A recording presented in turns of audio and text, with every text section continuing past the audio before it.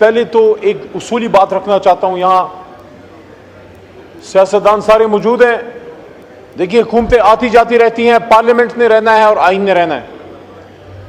पाकिस्तान के जनाब deputy speaker साहब, पाकिस्तान का जो इलेक्टोरल प्रोसेस है, जो ट्रांसपेरेंसी है, आइन के मुताबिक इलेक्शन को साफ शफाफ होना चाहिए। यह सबके मफाद में है, हमारे इलेक्टोरल लॉज में है शाह साहब, हमारे इलेक्टोरल लॉज में है और आईन पाकिस्तान में है कि कोई भी फॉर्मर प्राइम मिनिस्टर भी बैठे हैं कि कोई भी केयर टेकर सेटअप का कोई भी जिम्मेदार, चाहे वो वजीर आजम हो, चाहे वो वजीर आला की कुर्सी पे बैठा हो या उसमें कोई मिनिस्टर हो, वो अगला इलेक्शन कंटेस्ट नहीं कर सकता। ऐसा ही नहीं, वो इलेक्शन कंटेस्ट नहीं कर सकता। The spirit, what is the spirit? Spirit ये है कि अगर वो अगला इलेक्शन कंटेस्ट करेगा तो जिस जमात से करेगा वो उसको फेवर कर सकता है। तो ये हमने पाकिस्तान की तारीख में पहली बार देखा कि एक शख्स पंजाब का वजीर आला रहा। मैं जाती, मेरा कोई दुश्मन नहीं है, मैं जिंदगी में शायद उनसे कोई बात भी नहीं की होगी, लेकिन बात उसूल की कर रहा हूं कि हम सबको पता है कि जो पंजाब जीतता है वो पाकिस्तान जीतता है। जो पंजाब में इलेक्शन जीतता है वो वजीर आजम उस जमात का आता है। एक शख्स वजीर आला रहा, उसके नीचे जुल्म हुआ, तहरीक इंसाफ जो सबसे बड़ी जमात है परसिक्यूट हुई, जिले शाह जैसे बच्चे हमारे जो है वो शहीद हुए, खवातीन को उठाया गया, चादर चारदीवारी का तकद्दुस पामाल हुआ, कोई पॉलिटिकल आजादी नहीं थी। साबिक वजीर आला परवेज इलाही साहब की वाइफ मोहतरमा, उनके हाथ तक से नॉमिनेशन पेपर छीने गए, किसी किस्म की कोई आजादी नहीं थी। वो शख्स आज मेरी इस हुकूमत का इंटीरियर मिनिस्टर है। वो स्पिरिट ही आपने फौत कर दी, पॉलिटिकल स्पिरिट, कि एक शख्स वजीर आला रहा इंटरिम सेटअप में, आज मेरा वजीर दाखिला है।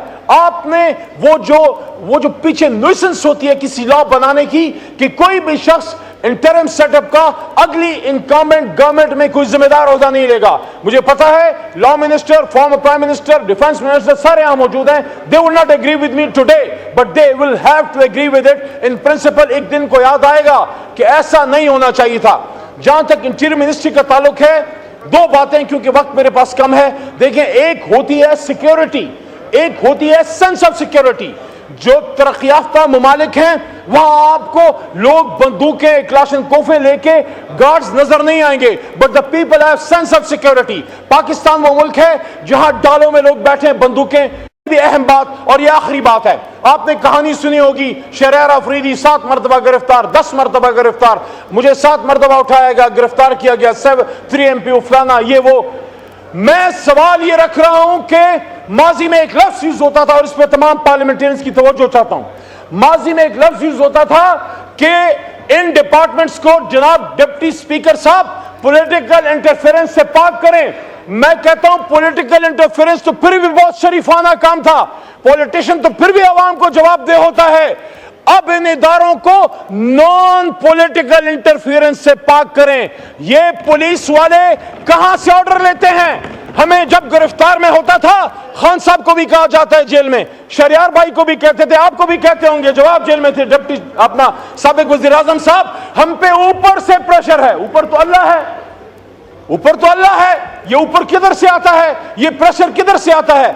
डिप्टी कमिश्नर, आखिरी बात, deputy commissioner, IG, DIG, DPO hierarchy क्यों बाईपास? उनको 20-20 दिन देके 3-3 महीने तक पासपोर्ट इशू नहीं किया जाता, उनकी कॉन्फ्रेंसेस जाया हो रही हैं। ये स्कॉलर्स, ये हमारा और इंजीनियर्स, डॉक्टर्स जॉब के लिए जा रहे हैं, पासपोर्ट इशुएंस को, पासपोर्ट के डिपार्टमेंट को एक करप्शन का डन बना दिया गया है। मेरे सिर्फ सर 2 ही पॉइंट है सर। मेरा ख्याल है कि इट्स अ टाइम कि जितनी भी रिडंडेंट ऑर्गेनाइजेशंस और मिनिस्ट्रीज हैं सर, जो पाकिस्तान की इकोनॉमी के ऊपर बोझ हैं, और सर जैसे पावर डिवीजन है जिसका सर हम सिर्फ 3 खरब का खसारा और जो मजीद बढ़ रहा है हमारी जेबों से निकल रहा है, सर इनको अब ख़त्म करके रिडंडेंट ऑर्गेनाइजेशंस को ख़त्म कर दिया जाए।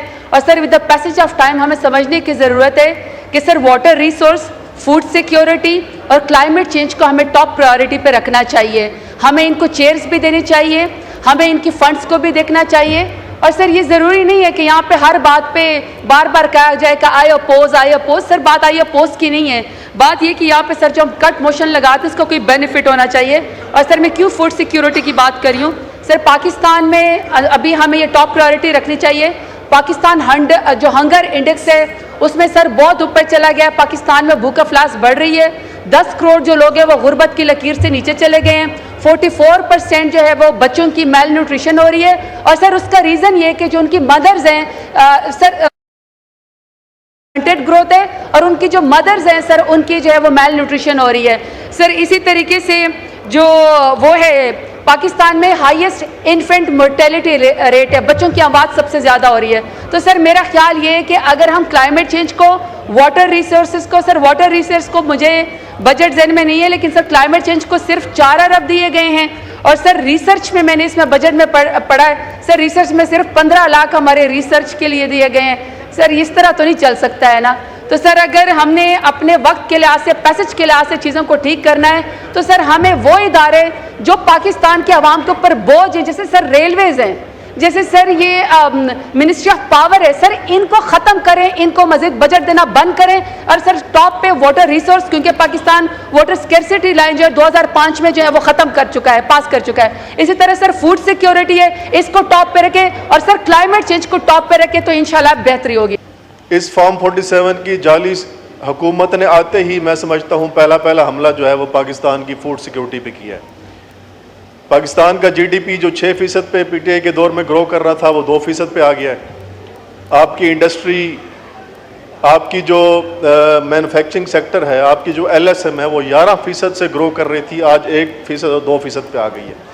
ये जो आपकी 2% भी ग्रोथ है ये एग्रीकल्चर की वजह से है, जो कि 6% से ग्रो कर रहा है, और वो भी पाकिस्तान तरीके इंसाफ की किसान दोस्त पॉलिसियों के बायस, जिसमें इमरान खान साहब ने अपने दौर में इंश्योर किया कि किसान के मुनाफे में इजाफा किया जाए और किसान को जो है बाइज़्ज़त तरीके से जो है वो उसकी जो रकम, उसकी जो फसल का मुआवजा है वो दिया जाए।